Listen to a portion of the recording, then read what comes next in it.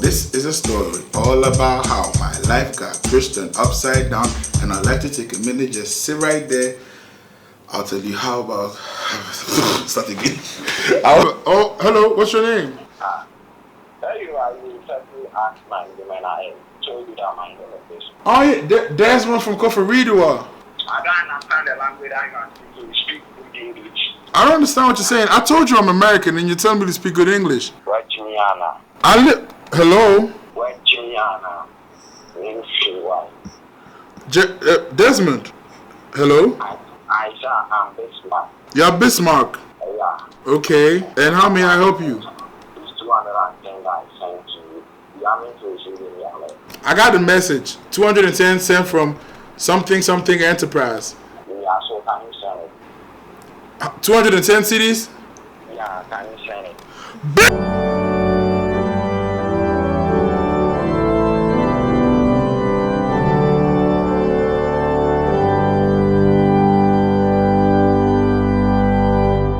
Now this is a story all about how my life got twisted upside down, and I'd like to take a minute, just sit right there.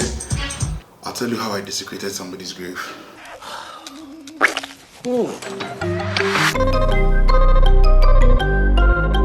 If you're someone who has a not so good tummy and always has to take long journeys, you would kind of relate to what I'm about to say. There was this time, I honestly don't like talking about it because it was a very horrible time in my life. But I was traveling. I was in secondary school and I had to make a very long journey from Cape Coast to Tamale. It's like this far. Yeah, so the car was leaving somewhere at 9-10 a.m. and I was hungry, so I decided to get something to eat. And I didn't know back then. Had I known, I wouldn't have done what I did. I went and got some mad wachi, killer wachi. I asked for extra pepper because I was like, we had vacated and I was going home, so I wanted to enjoy the last coins I had on me, you understand. Extra pepper, more spaghetti, more salad, then things, you understand. On our way to Tamale, we're not even like 2 hours into the trip, and mind you, it's a 12-hour trip, 13 depending on the vehicle, yeah, and the time of day.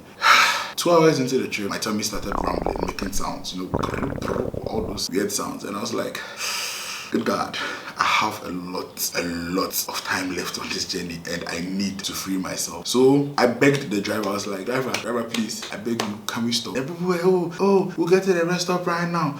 We'll delay, what? But I begged and he understood, like he could see that there was really pain in my eyes, and he decided to stop the car. And I honestly don't remember where we were. It was the middle of nowhere. And I was asking them, do you have TP? Do you have toilet paper? Because I didn't have tissue on me. So I'm not proud of this, but I had to use a handkerchief to do you know what. So as soon as he stopped, I got down. I just started heading in a direction. I didn't know where I was going. It was a bush. I started running and heading there, and I saw a path. I was like, okay, there's a path here, like it's clear, let me go here. So I went there, got like a little bit comfortable and freed myself, if you understand. And I felt free, like literally I felt so good. I was like, oh, thank you, Lord. It was amazing.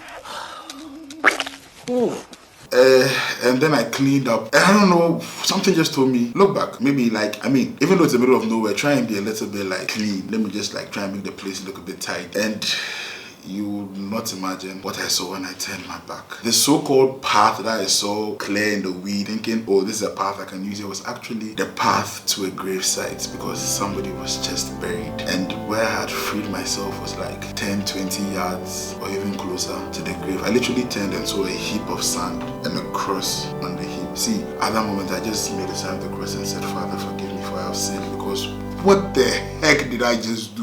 What did I just do? I was down, I was deflated, and in that moment, see, I honestly didn't know what to do again. All that came to mind was just try and clean up the mess you've made. And as I was doing it, I was I don't know what I was apologizing to. I was like, I'm sorry.